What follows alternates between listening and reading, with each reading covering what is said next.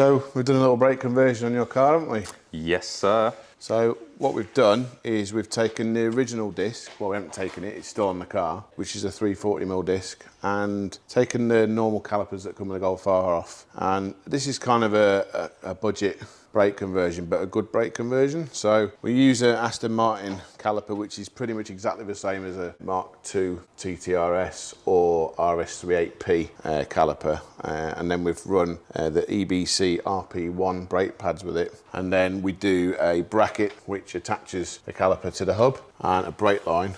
And basically that enables you to just run the stock disc. So it's a nice cheap way of getting much better brakes. And obviously you're going to do a little drive, aren't you, with the car, and let us know.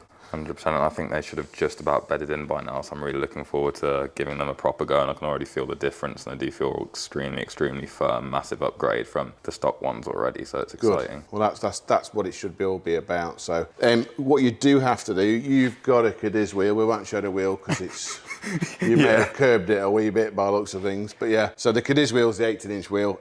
For that wheel, you need to run a 15mm spacer. That is fine on a Cadiz wheel on the front of this vehicle. It doesn't catch the arch, does it? You're on coilovers wound down quite far, and you're not catching the arch, are you? No, so, no.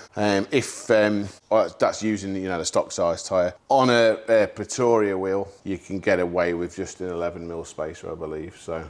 Right. Or possibly even an 8, but we'll confirm that anyway, what size you need. All right. So we've also done a little mod to your dog bone mount. This is an insert, it's a forged one. There's two types, basically depending on the shape that's in there, and then this goes into the mount and it stops the movement backwards and forwards, and the original bolt goes in the middle. They're inexpensive, they're about £45, I think, and then to fit it takes about 10 minutes. Once the car's on the ramp, and then we grease the bolt, etc., make sure it's all in there. We also add, as you can see, a bit of grease in there to stop it squeaking, and then that's it, and that stops the engine movement backwards and forwards. It will still get some, but it stops the excess movement of the engine. That's a nice little cheap mod you can do while you've got the car on the ramp.